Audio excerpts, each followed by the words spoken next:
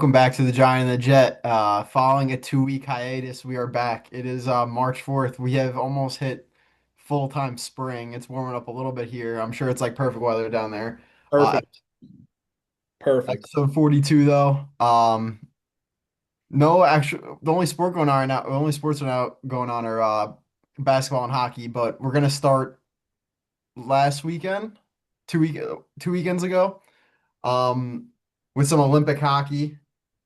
So U.S. women's wins gold on, I want to say it was Friday, and then the U.S. men's team wins on Sunday, and probably the greatest game I've ever seen.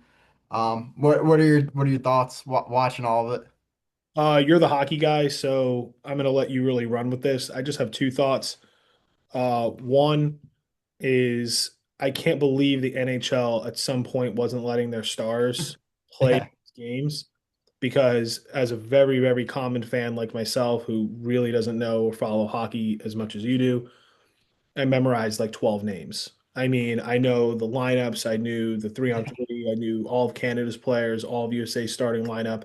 I knew the two sets of brothers, the Canucks and the Hughes, and their backgrounds, and just an absolute, probably the biggest marketing tool the NHL has is making sure that these guys are playing in the Olympics. So yeah, started last year with the four that was a good kickoff for it. Four Nations. the fight, the Four Nations. That was my one thing, and then after my number two, and I'll let you run with it. Is I think a lot of people are, at least from my point of view, like why they're making such a bigger deal of the men's and the women's, and I think it's because I watched both games. The men had absolutely no. Uh, they did not deserve to win that game. Like Yeah, Canada was so much better than them. their roster is like incredible. That's probably the best hockey roster ever assembled. So, like, I think one of the reasons why I wanted to, like, the men was like, why I cared so much is like, we were getting dominated.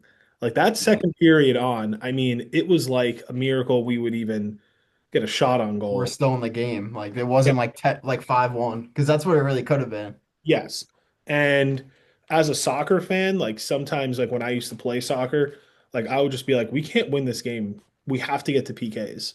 And then we Yeah. have to get lucky. And that's kind of how I felt with this. That's what ended up happening because once they got it down to 3-on-3, like it kind of evened out a little bit. It's hard to completely dominate when you have to go back and forth like that with there's just three guys. It's not the same. You could sit in the zone and pass it around and all that stuff. Yeah. I guess I had one more point. It is awesome that our men's and women's won. Um, it's rare. I feel like for the only other sport in the world that kind of happens is the U.S. basketball teams. Um, Yeah. but like that's pretty badass, and I'll let you kind of run with it because you know hockey way more than me. Yeah, I pretty much all the points you said were dead on. I think the one thing that we didn't talk about, at least from the men's game, was how good the goalie was. That save that he had on Taves is maybe the clutchest thing I've ever seen. Like he probably got lucky. I mean, it's hard to do that on purpose almost. Just you just gotta kind of throw your stick back there. But just seeing that was something else. And then another point on the men's game also. The night before, I think I was like, I don't want to wake up for this shit. Like it's 8 a.m. Sunday. Like I wanna sleep in. And then by like 5 minutes into the game, my heart was like racing. I was sitting up like watching it intensely. So um, that's pretty much my recap of the game. Great that they won. I actually made me go back and watch the Miracle documentary on Yeah. Netflix. That was awesome. It was cool to see them all like reflect back on their days. I also like them celebrating and the just popping champagne. I like them back at Club 11. I like Yeah, it was actually great that they got to fly back to Miami instead of yes, Florida. right into New York. Miami. Uh, it's just a lot of patriotism. I thought it was just really fun. And then Yeah. I have a question for you because you played goalie for hockey, right? I didn't play like seriously. I mean, I played with my friends and stuff. I didn't play like ice hockey though. So just question, do you think what's a better performance, like a playoff performance? Was that goalie's performance or when Ohtani last year in the playoffs pitched 6 innings, 0 earned, hit 3 home runs? Jeez, that's tough. I guess I would honestly say the hockey just because it's like if you lose that game, then you're done. Like, if Ohtani doesn't do that, they still have six other chances to win.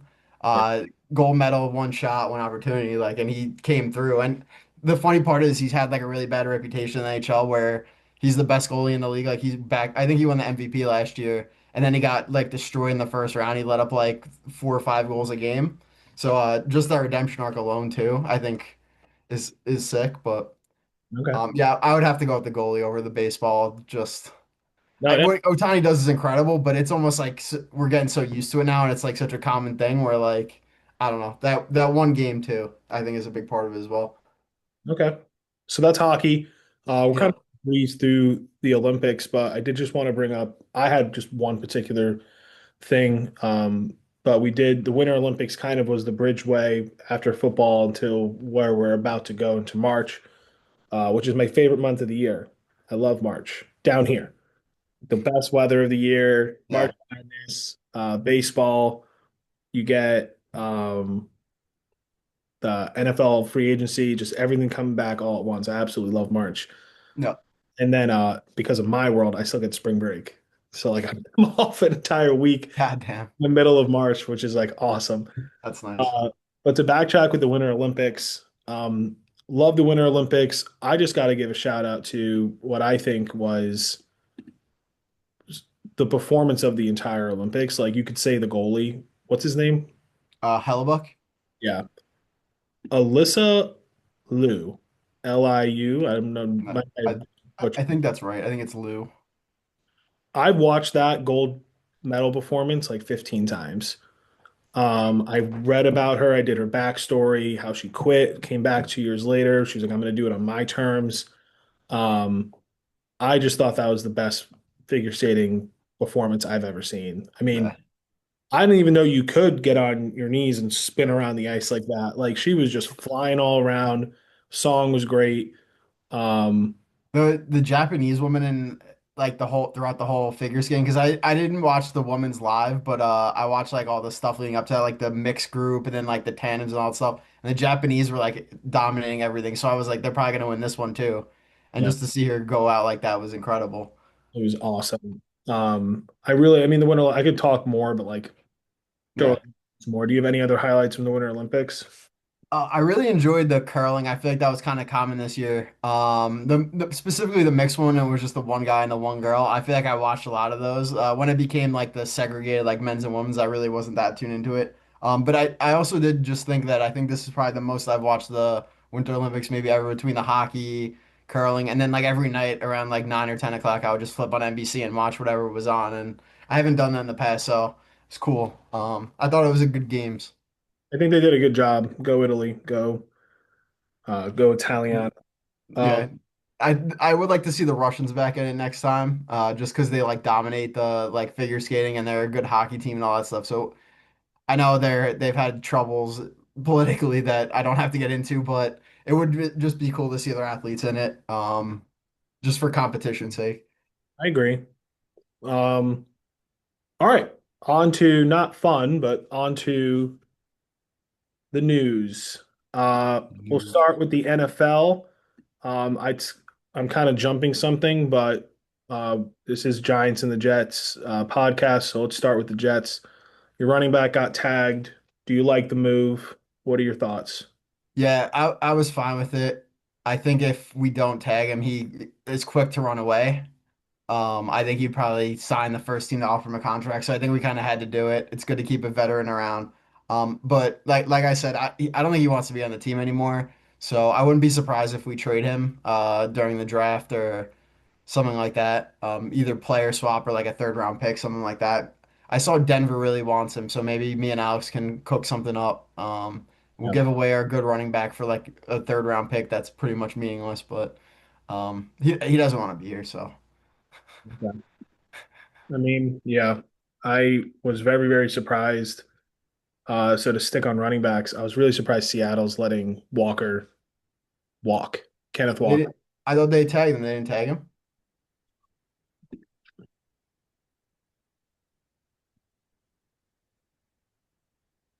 almost positive he's not tagged. Unrestricted free agent. They did not franchise tag him. Oh, they didn't. Nope. Um, I was Damn. surprised with that. And then that goes right into my thing that I want. I think the Giants should go get him. So Big, it's actually big. the total opposite of what I want in fantasy. I want for the Giants a committee of running backs. Like I don't think Scat has proved himself to be an every down back No. at all. He's good, but like he's a tandem guy. He's not a solo star running back. His off season has been concerning. He's kind of all over the place. He's thinking he's like a superstar and he hasn't really done anything.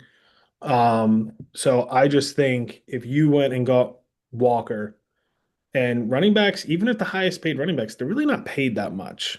So you could figure something out with the Yeah. cap. Like Hall's tag is like 13 million or something like that. That means it's like the average of the three best contracts. So 13 million. Meanwhile, wide receivers are getting paid 40 million. yeah. So that's my one thing. And then straight into and we'll do a mock draft later. So this is so I can say this. I think we should go get a wide receiver in this draft. And I was kind of all for getting a Caleb Downs or maybe another offensive lineman. Styles. But if you go get Walker in free agency and you go get that guy Tate from Ohio State, Yeah. Neighbors comes back, that's a real like that's an actual offense. Yeah, that's a good situation for a quarterback on a rookie deal to have right there. Have your left tackle, you have Andrew Thomas, Yep. like like you actually can like last year Dart was alone. And I mean literally alone with a no head coach. Like if you give this guy Harbaugh with Walker in the backfield, Tate to the left, Neighbors to the right, like I'm talking about like that, like that's automatically to me like one of the best offenses in football or maybe top 10. That'd be good. So it's just something I was thinking of when I saw Walker as a free agent. I would love if the Giants went and go got him. I think he's one of the most talented running backs in the league. Thought Yeah. before the Super Bowl. Think Sharp got hurt and he proved he won Super Bowl MVP. So kind of surprised they're not paying him. Uh, Yeah, so I thought they would. I don't know what their plan's gonna be. maybe they're just playing like go out and see the market and then we'll beat it. But the Yeah. Giants have Saquon and that didn't work out too well. Yeah. It's a little different though when you come off a Super Bowl win compared to what the Giants were dealing with Saquon at the time. So I agree.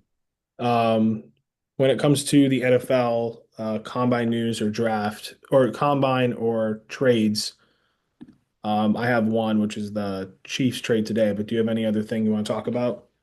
I saw a lot of talk about the Jets guy. Well, I guess not a lot of talk, but I saw you send a couple things about Aaron Glenn falling asleep during the during the combine.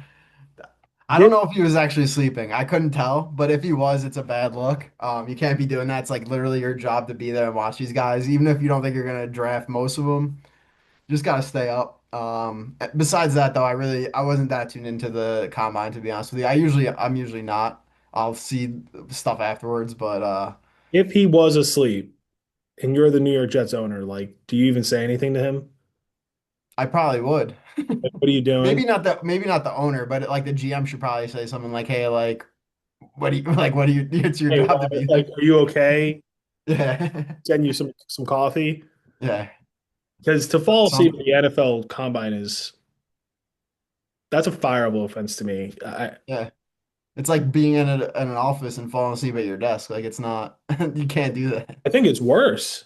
Yeah. I Well, think yeah, because you have such high responsibility. It's like the CEO falling asleep during a meeting. remember when it'd be like the CEO falling asleep during an interview. Yeah.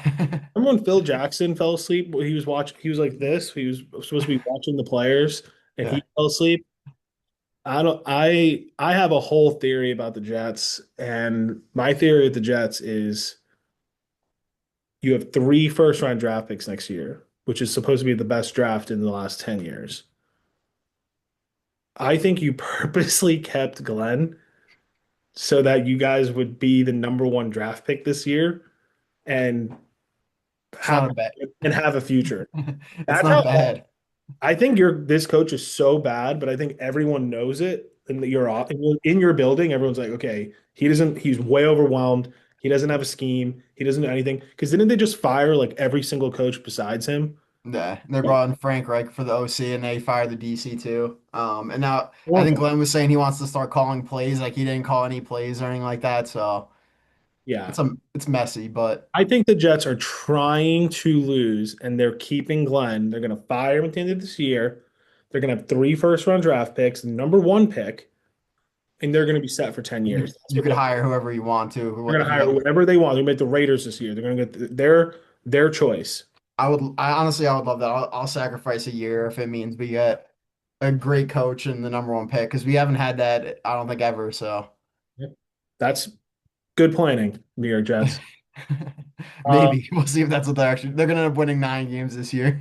can you imagine? You don't have a quarterback. Oh, I know, but I'm saying okay. they're gonna miss the playoffs, but not have a good enough pick to make it worth it. Do you sign Kyler Murray? I feel like they're gonna sign Kirk Cousins, but That's that's good. because you're going to lose. He's not gonna win games with what we have, Okay. and he's old. Okay. I'm Yeah. not saying it in like a good. I think they're doing it to lose. I hope. Like I feel like Kyler Murray's like a you're gonna win 7 games move. Kirk Cousins, you're gonna win 3 to 4 games move, and he's probably gonna get hurt at some point too. I'm not gambling on it, but if I were to go where Kyler Murray goes, I think Vikings. I think it makes too much sense. It's indoors. You got Justin Jefferson. You got Yeah, the quarterback whisperer and their head coach. Um, I think they're gonna go back to McCarthy again, the 49ers. He started playing a little better towards the end, and I feel like they're gonna give him one last chance. I think they can give him one last chance while signing Kyler Murray and have a competition. Okay, yeah, that's fair then. Where else? I named the teams the other day of teams that actually need quarterbacks. There aren't that many. It's like Steelers.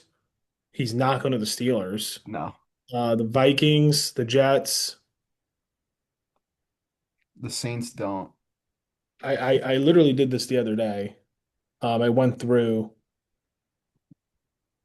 all of the teams that they could win.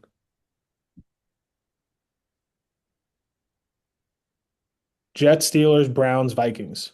That's it. And there's no way he's going to the Brown. Maybe, but they can't afford him because they're paying the Watson still. No. What about the Falcons? They have Michael Penix. I Uh, trust JJ McCarthy more than I trust Michael Penix. I I don't don't know. know. We'll see. I think he goes to the Vikings. It's the one that makes the most sense. Even if he takes like Yeah. a minimum, he'd just be in that system for a year. I think too, like there's something with this deal where he's getting like paid such a like high amount that like you could just sign to a veteran or like a NFL minimum. You'll pay him like $1 million or something like that. Because they're getting like 36 million from the Cardinals. So you don't even need cap space to do it. Okay. That's all my NFL news. The Chiefs traded their all-star cornerback to the Rams. It's a no-brainer move for both. The corner is about to be at the end of his rookie year. The Chiefs have no room for their salary. The Chiefs want to win for the next 10 years. The Rams are in win now mode. They have Stafford for another year. Yep. I think it was a good move for both. Um, that's pretty much it. I mean, I don't watch the combine as much as people like Nick do. So, Yeah. It's kind of boring. I don't know. uh, Watching a bunch of guys work out. yeah. So moving on to baseball. We're going to do a massive baseball special a couple of weeks from now. So this is more of like a little sprinkle. Yep. Anything catching your eye spring training wise with the Mets?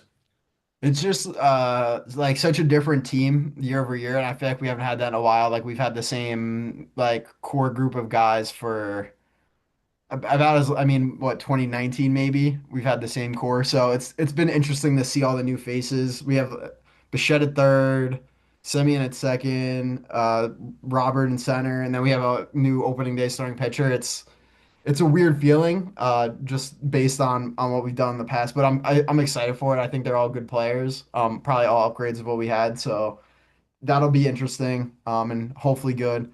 Other points. Our right field competition's interesting. It's your old boy Mike Talkman, who's actually kind of like a beast. He gets on base like, he's like a 330 on base guy. So the vet, and then we have the top prospect, Carson Benj, and then we also have this guy MJ Melendez, who used to be the top prospect, who just like couldn't hit it all, and now all of a sudden he's kind of raking in spring training. So I'm curious to see how that pans out. And then the only other note, Christian Scott, he got Tommy John 2 years ago, 2024. He's coming back. He looks really good. He pitched against Israel today. The Mets played Israel, and he had 6 strikeouts and like two and two thirds or something like that. So I Oh, think he's going to be an important piece for us and probably one that Mets fans are forgetting. Team Israel. What's up? It's Team Israel. I know, but still, he's looking besides that too. But I just had to point out that he's facing Team Israel. Um, how about your Yanks? I know you guys have some good prospects, so So same old with all the returning players. Uh, I went to spring training. Stanton looked fine. Apparently, he can't open up a jar of pickles, yeah, that was funny. which is He said that last year too, though, right? He said like some other yeah, like he got shut ridiculous. down for like 6 weeks. Says Yeah, but he said you couldn't like bend his arm or something. yeah, he says he can't open up a bag of chips. How do you even use your elbows for a bag of chips? That's your fingers. That's weird. Can't No, even open up a water bottle. That's not your elbow. Right? he can't run either. Can't run, can't walk. He gave us all he had 2 postseasons ago, and he made a deal with the devil. I'm gonna bat 280 with 4 home runs, and then my body's gone. Can't guarantee the World Series, but I'll hit 280 with 4 home runs. 280, 4 home runs. It's all I have as a Yeah, DH. Um, as a Yankees fan, the spring training I haven't really been watching all the games, but I what haven't much either. is I've been watching like clips on Instagram and updates. Yep. Okay, so I'm lucky enough to live here in Tampa where they're due spring training. So I did go to a practice.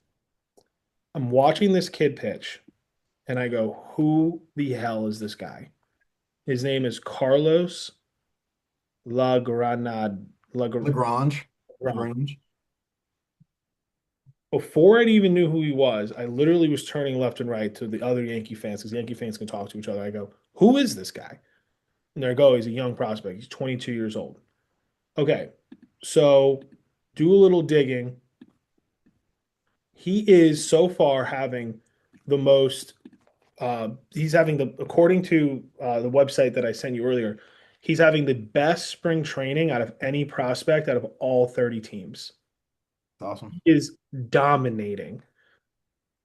He is lighting this show up. If this kid, and I don't know if we use him right away because you probably want an inning count.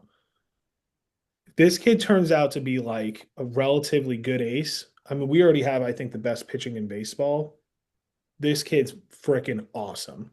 Um, my other two ones are Do the you other. think do you think you're going to use him in like a bullpen role first and then you maybe stretch him out or is He might be a guy that you have in the bullpen where if your starter gets blown up in the first inning, he comes in and tries to give you 3 or 4 innings.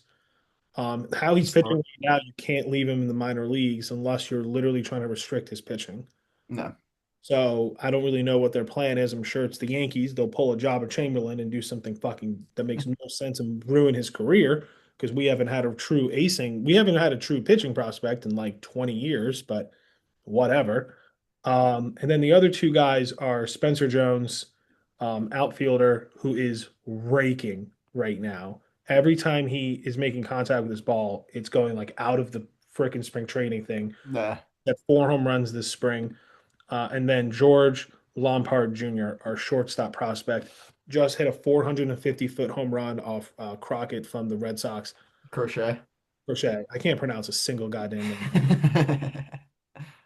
I saw that though. That was sick. He hit over like the Green Monster and the yeah, that was cool. And he's fielding really well and he's batting really well. Here's my whole point, and this is the what I really wanted to say. Play them. The Yankees for the past 5 to 10 years, they do this really weird thing. And if Patrick was here, he would be screaming at the top of his lungs. They're too good to be traded. They're too young to play. Okay, well, the only way we're winning a World Series is if Trent Grisham is out of that lineup. He sucks. And I was arguing with this with another fan today. Yes, Trent Grisham right this moment is probably going to be a more consistent batter than Spencer Jones. Yes, Anthony Volpe is probably going to have more professionalism than this guy George. But More professionalism. I don't know what else to say because he can't field and he can't bat. Yeah. It's 200 and he led the league in errors. I use the word. Their ceiling in a 7-game playoff series, Volpe 2 for 26, and Trent Grisham 1 for 30. Like literally, that will be their numbers. Like he'll Trent Grisham will have 1 home run, game 5, and he'll go 0 for 27. So if we know that, we know these players' ceilings, let's get these young guys in here. See what they got. Let's see what they have. And if they're struggling by the time May, and I'm not talking about a game, whole month of April. And I mean, my God, I'd give them to the whole month of May. And then if they're struggling, put in these other guys. But like, we can't be married. We can be married to people like Aaron Judge and Bellinger and even Wells because we really don't have another catcher. We cannot be married to Anthony Volpe. He cannot be our guy no matter what. He bats 200 and leads the league in errors. We cannot be married to Trent Grisham and the Martian. The Martian can't field, Yeah. can't catch He the should be ball. the if you guys didn't have Stan, he'd be like the clear as day DH. Sure, but DH, he's batting like 260. I know averages, no one wants to hear it. But if you're batting that low, you need to be like Kyle Schwarber and hit 50 home runs.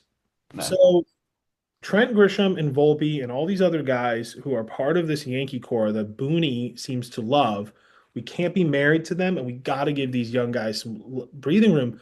There's no way Carlos, Spencer, and George should not be in the opening day roster. No way. They have to be. Give them minutes, give them time. That's it. That's my spring training talk. So, I feel like um, you've been saying you've been echoing it for a while. You gotta get your message through to these guys. You gotta call up Brian Cashman yourself. I mean, Booney lives in Tampa. Maybe I could just follow him around until he goes to the restaurant and then just scream at him. Hand him I'm sure that would end well. You've been up in hand him a, handcuffs. hand him a strongly written letter. I don't know. That's like what people would probably do in the '60s or some shit. You'd see the guy in the restaurant hand him a letter. Erica served on Aaron Boone once at World of Beer. That's cool. So Who's Erica? um, Boone, the manager, No, who's Erica? Eric. Oh, Eric. Oh, Yeah, Eric Ondrack. yeah. All Did right. he yell at him? No, I told him you yell at him. This is when he first got hired, so I don't think he hated him yet. Um, I added one more point. We could go over this like super quick. So, World Baseball Classic is coming up. That's what Mets were playing Team Israel. The Yankees probably play someone at some point. They I don't know. Okay. Anyway, so we got some Mets Yankees scattered throughout. Judge McLean on USA. Soto and Wells are on DR. I think Chisholm's on Great Britain for some reason. Straight up, do you care? You're gonna watch? What are your thoughts on the World Baseball Classic? I care because there's nothing else on. I care because Aaron Judge is the captain of Team USA. Yeah, I care because I care because it seems like Ohtani, and yes, he switched teams to the Dodgers, but I feel like Ohtani really started getting his swagger the last World Baseball Classic yeah, when he did. he gave his speech, which let's not even talk about Judge's speech. But Ohtani gave his speech in front of the locker room, like, yeah, they have these stars, but we're going to win this game because we're a better team. And then he goes out and strikes out Mike Trout. I feel like that kind of like he was already great, but that like shot him up to another level. It So did. while this doesn't technically matter, there's an opportunity here for Aaron Judge to kind of just get a sense of winning. Um, like I feel like if he loses to Japan right now, I feel like we're destined to get USA Japan, just because that's what the markets want. Dominican Republic is sick too, though. Nasty. They're nasty. I'm Yeah, not saying that they can't win. I'm yeah. saying if it's fixed at all, we'll see USA Japan. Like Canada, USA, and hockey. And I just think Judge is getting dangerously coached close to having the same exact career as McDavid, where you Again, there. keep losing, you keep winning MVPs, and if you go against this guy Otani in Japan and you lose again and you like strike out 4 times, like it's just gonna keep building on this fucking guy. So it does matter. It can shoot you in a different direction. I will be watching. Um, I do have a point about Soto. Um, Soto, have you been watching him playing in his home country? That's sick. I'm not saying he's sad playing for the Mets. That's old news. But he seems to be really fucking happy playing down there in the Dominican Republic. He's launching home runs, Yeah. he's dancing, he's smiling. He seems to be like The jacked up. the crowd there is crazy though. Like I don't think any crowd in the US matches that. Yeah, They're all like dancing in between, like after the guy hits the home run, like the entire crowd is dancing and screaming and everything. Like I've never seen anything like that. I think if he played, and it's a territory of the United States, why isn't a team? No, because he's Dominican Republic. I was thinking of Yeah, Puerto yeah, it's not bad. Rico. I was saying I think if half the games were in his home country, like if that was a team, We were the DR Mets. I think he'd be the best player in baseball. I think he'd Yeah, have like 330 with 60 home runs. he probably would. Yeah. He just looks like he's having a ball at home, which makes sense. Yeah, Um, are you excited? Are you gonna watch? I probably watch like USA, Dominican, Japan, but I feel like with the Olympics this year, the World Cup this year, it's just not as maybe I'm not as into it as I probably have been in past years. Feel like I just get like international played out. And I don't know, the baseball is kind of weird too, where it's like three good teams and then everyone else is just kind I guess that's how it is in a lot of the international sports, but I don't know. Something about the World Baseball Classic hasn't done it for me in a little bit. So, and I think that Diaz injury from the last time also kind of haunted me a little bit, where he was celebrating and then destroyed his knee. So we'll Yep. see. I'll probably get into it once it's USA and Japan in the finals, though. Honestly, I'm saying this now, but once it's that, I'll be like all amped up. I think even Dominican Republic, USA in the semis, I'm gonna tune in. Yeah. It'll be awesome. No. Um, these will be quick. Uh, little hockey, little basketball. Your quick talk about the Sabres. Anything? Yep. Four straight wins since the Olympic break. Last night we played Golden Knights, who have like a former guy that we drafted second overall, trade him, Eichel, who was on Team USA as well. And then we did a little homecoming celebration for Tage Thompson, which was cool. He had a couple sick goals in the tournament. That being said, I don't want to announce it too early. We have about 20 games left. I think the drought might might be coming to an end. A lot of the books have us at a 92% chance of making it. Um, I don't know. I'm excited. I bought a ticket package for next season to get make sure I get my priority spot with playoff tickets for this year. I hope it doesn't backfire because if I have tickets for next year and they don't make it, I'm gonna probably say some very bad things about the team and management. So Yeah. that's about it. Goalie's been great. Both goalies that we have running back and forth. Just the whole team's playing as one unit, and the trade deadline's this Friday. I'm really curious what we're gonna do. There's like rumors we're gonna get a defenseman, but whether he wants to come here or not's a question. He has a no trade clause, so we'll see if he wants to come to Buffalo or not. And that's my Sabres talk. Not much other than I'm excited. Rare excitement to for one of my hockey or football teams. Good. Yeah. Quick little thing about the Knicks. So I actually just looked up. They're actually on right now. They're playing the Thunder. They're down three. Okay, good game. 6 seconds. Looks like we're gonna lose. Basically, Knicks are, I think, the most consistent team in basketball. And what do I mean by that? Is we have been in third place for like 3 months. We can never be good enough to overcome the Pistons. We're never bad enough to get close to like below the six where we have to play in. Like we are just playing our basketball, which is keeping people under 100 points. Team ball. Brunson takes it over in the fourth. I'm getting excited. My NBA news, so not too much about the Knicks. My NBA news is this might go down as the worst MVP season of all time. So, due to the ridiculous new rules where you're not allowed to win an award anymore unless you play a certain amount of games. Okay. Due to those rules, Jokic is going to be out. Luca is going to be out, and who's the guy in the Thunder? SGA. SGA is going to be out. Which now some people like the rules because it's like you have to play the games in order to win these awards. the leading candidate to be Cade Cunningham. Okay.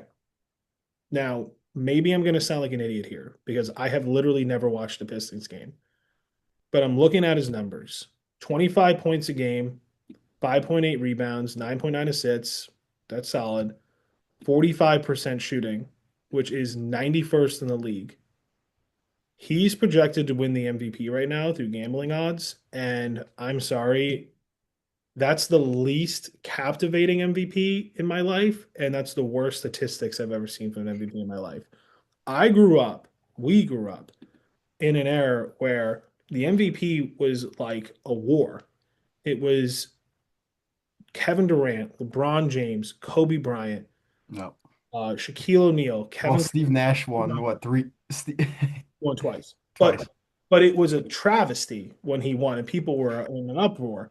What I'm saying is, no one cares.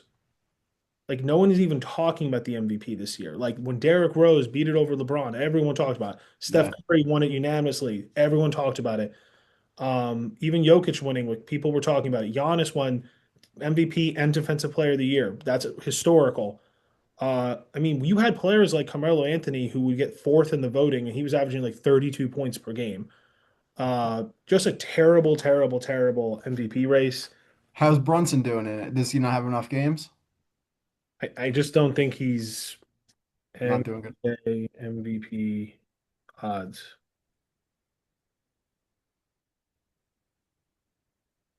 He's not even, let me see, FanDuel. It won't load because I'm on my school Wi-Fi. Yeah, I don't see it. So just a terrible MVP season, just a boring NBA season. I mean, uh, the Knicks are winning. This is just the most boring NBA season I think I've ever seen in my entire life. So Yeah. that's my NBA I, team. I don't watch. Brutal. Okay, so this is little mock draft season. Um, Basically, we're going to be doing a fantasy football draft, fantasy baseball draft in 2 weeks from now. So I thought this week and next week we'll do a mock draft of the first round. Next week I'll do a mock draft of the first and second round, and then by the third week we're going to do a whole fantasy draft. Does that sound good? Yep. So I'm going to do this off the rip and just really fast and basically just why my reasoning. So in fantasy baseball, which I absolutely love, I love fantasy baseball. Your first player should be Shohei Ohtani. This really isn't close. The way we play with categories, it's really different than fantasy football. He can pitch, he can hit, he gets 50 stolen bases 2 years ago. There Yep. really is no player relatively close. The second player, due to his batting average of 330 and his pure power in numbers, it's Aaron Judge. The man does freaking everything. He's your clear shot number two. I think he's going to be 34, 33, 34 years old, still in his prime.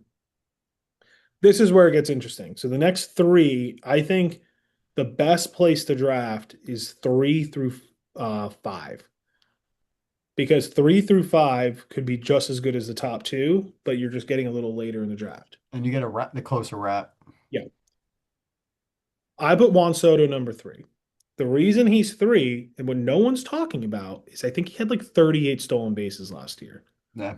Top of that, he has his 40 home runs. I think he's gonna be way more comfortable in Queens.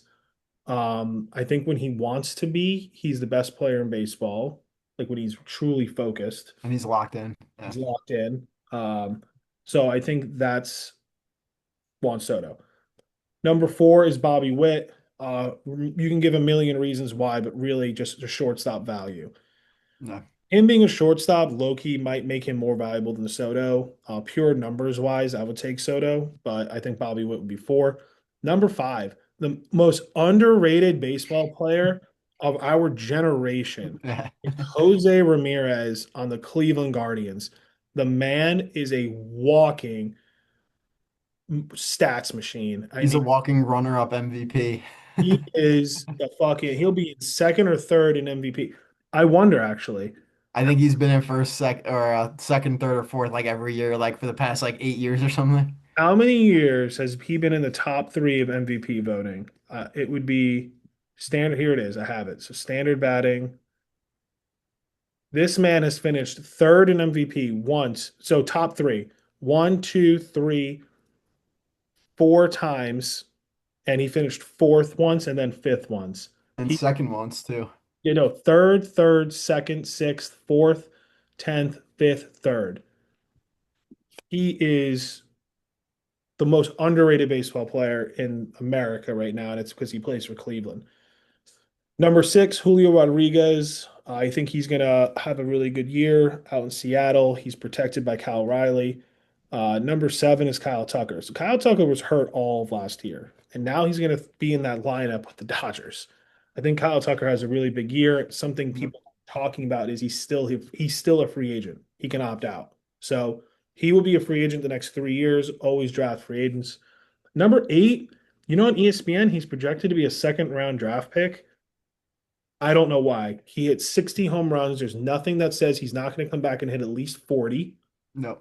He plays in a great lineup, a great stadium, and more importantly than all that, he's a catcher. So I would take Cal here, number eight, and then my 9 and 10. You could go either way, but if it's a snake draft and you can get one of these pitchers, even though I believe we are both on the same page where you don't take pitchers early, Paul Skenes had a sub 2 ERA. Yeah, he's amazing. And Scruple is going to win 20 wins in his sleep, 2.1 ERA. Like He's it, a free agent guy too. he's also a free agent. Yep. So if you have one of these pitchers, they could pitch on a Monday, pitch on a Friday. They can give you 16 innings, zero earned, 20 Yeah. innings. Like that's hard to replace.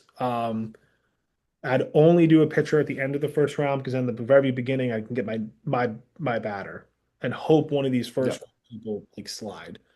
Um, so that's my fantasy baseball mock draft one. Next week I'll have the 2 rounds. I'll skip the first round because the first round won't change. I'll have the second round ready to go. All right, Bob. All right. NFL mock draft time. 1.0. No, going number one, I think this is the easy pick of the draft. Raiders are gonna get Fernando Mendoza. You could lock and load that one right in.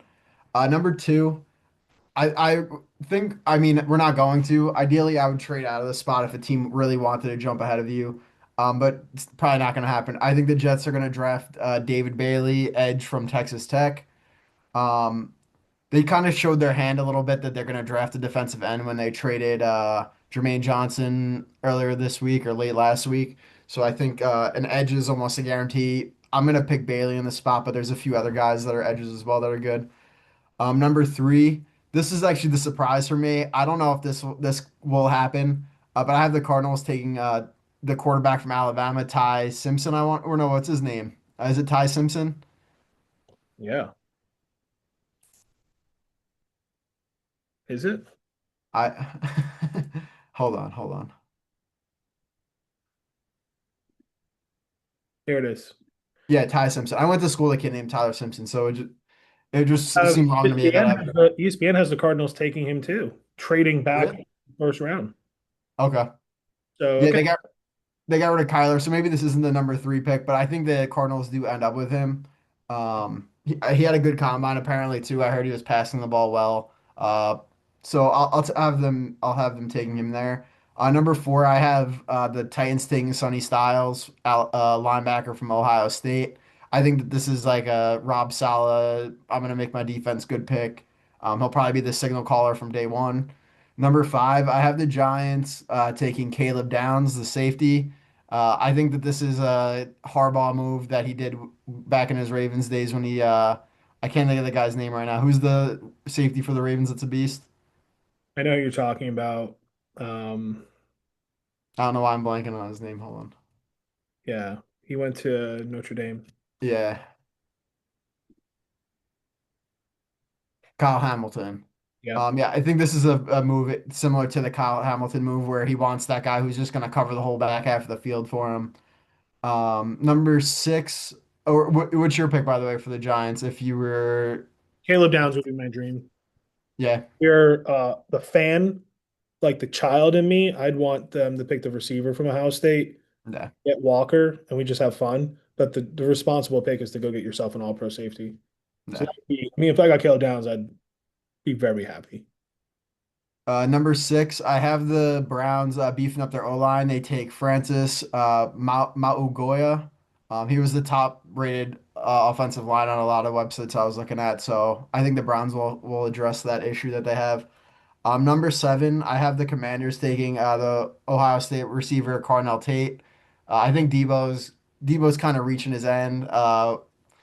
McLaurin had a weird year. I think they want to pair geez, what's his name? Jaden Daniels with a star wide receiver, and that's who they're gonna get. Number eight, I have the Saints. I really want to have them taking Jeremiah Love, but I have them picking an edge rusher. I have them taking Arvell Reese. Not a lot of college production, but he's like one of those really athletic guys, and I think the Saints will fall for that. Number nine, I have the Chiefs taking Jeremiah Love. I think they're due for a running back drafted high, and he's going to be a beast in the NFL. Um, and then number 10, I have the Bengals taking, finally addressing defense. They're going to take Ruben Bain from Miami, the edge rusher. And then at number 16, I have the Jets taking Jordan Tyson, the wide receiver. I don't know which receiver we're going to take. Possibly that guy, Lemon from USC. But I saw some weird stuff about his combine. He had some weird answers when they were doing presses. And He had some really weird, apparently he had like horrible interviews. yeah, he had horrible interviews. He like wasn't paying attention to the directions. So I think I mean, the Jets might just take the risk on a guy like that because he's such a free athlete, but I'm going to go the other way and say they take this guy Tyson. Okay. Uh, I don't think anyone would be surprised by any of those, any of those picks. Yeah, maybe the quarterback at three, but I think everything else Quarterback seems, at three. yeah. Quarterbacks always go higher than you think, though. Like, there's never, I mean, sometimes they fall, but maybe Uh, the Cardinals get frisky. okay. Last couple things. We always do this. First, worst take, best take, last minute shout out. Bob, if you don't mind, go first because I didn't even write mine yet. Okay, my worst take of the week. So the Olympics drummed up some excitement for me in hockey and among my friend group as well. So we all bought the NHL video game. I haven't played it in probably like 3 or 4 years, and it's the worst game I've ever played before. Fuck you, EA. Uh, that's my worst take of the week was just buying that stupid game. So Okay. My cleaning crew, 1 second. Just wrote down is I thought in every sport, a new generation comes around. So when Tom Brady was at his peak with Peyton Manning, how are they going to replace this? Well, they did. They have Mahomes. When Derek Jeter and David Ortiz and all those guys were around, how are they going to replace them? They did. They have Judge and Ohtani. I always thought someone in basketball was going to come and replace LeBron James, and they're not. They're not, and they're not replacing Kobe, and they're not replacing Tim Duncan. And if they don't react really soon, they're going to lose my entire generation. They've already lost a lot of us.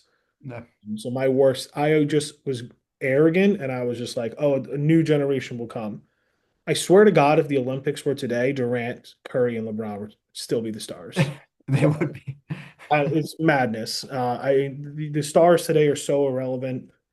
Even Anthony Edwards, I just don't care about them at all. And that's it. So that's my worst take of the week is thinking a new generation would eventually come, like they all the other sports did, even Yeah. hockey. Like hockey now, Bro- I mean, even Bronny James ain't walking through that door. who's not. All right, best take of the week. Uh, it's related to the American Olympic win. In a group chat with my friends, the game goes to OT, and I got asked who I thought would be the winner, score the game winner, and I picked Jack Hughes. Just watching the game, it seemed like he had the most jump. He was making plays all over the ice. He didn't score until the overtime winner, but it just seemed like he was going to be the guy, and he did it. So that was cool to pick that. Nice. That's a good call. Okay. My best take of the week, and like I said, I just kind of made these up right now. But my best take of the week was about 5 or 6 years ago. Um, my dad was over listening me listening to Pardon My Take. And he was like, "What is this? Why is this on? Who are these kind of like idiots?" And I was like, "These guys are Mike and the Mad Dog to you." Yeah, And he was like, "They're not Mike and the Mad Dog, blah, blah, blah, blah." And I just was saying, I mean, they've been on a while now. The reason I'm bringing them up is I watched their entire episode today. It's their 10-year anniversary. they have Seth MacFarlane on. Yeah. Um, the hockey players were better, the brothers. Which brothers did they have? I haven't watched Canuck, the Kachuk brothers. Huh. basically, I just think I knew the downfall of ESPN. The second ESPN, this is my best take of the week. The second ESPN went to strictly being a debate show on every single platform. They stopped doing highlights. They got rid of all their talent. I mean, you look at Rich Eisen, Rich Eisen's back. They got Rich Eisen. They got rid of Dan Patrick. They got rid of Boomer for a second. They just turned this into a ridiculous drama show instead of just showing us sports highlights, talking about sports, and then not taking themselves too seriously. Like, Pardon My Take, one of the greatest things that is about them is yes, they have an influence, but they know they're just talking about sports. Yeah. Like ESPN, you have people like Stephen A. Smith who like literally think they're going to run for the president of the United States. I mean, literally. Yeah. So, what's my best take is about 5 or 6 years ago when I first started really watching it, and my dad saying this is the stupidest show I've ever seen in my life. I'm like, no, this is the number one show in the country, and I'm on sports podcast. I think it is. Not to, I was, I'm going to edit this out, not to suck their dicks, but I work it. I'm wearing Tampa Catholic, so I have to edit it out. But anyway, that's my best take of the week. That's a great take too. That's really the only, like I only really listen to Barstool for sports related stuff now. I throw in Rich Eisen occasionally, but I haven't watched ESPN in like years. And whenever I watch it, I'm like, what This, the hell is this? this is the Yeah, worst I've ever watched in my life. yeah. They talk about the same 10 things over and over again. All right, I see your shout out. Do you want to go first or second? I will go. I'll go first. Okay, good. Yeah, so just a shout out to my grandpa, as you know, he passed away last weekend, like right after the hockey game. Um, he was an AWL as they'd call it on part of my take. He did listen to some of our episodes. He was just a great person, great grandfather, kind, loving man who I definitely look up to. Big love for baseball, which is where I think I got my love for the. He's a Yankees fan, but I think it's where I got my love for the Mets, and I'm just gonna miss him a lot. So love you, Pop.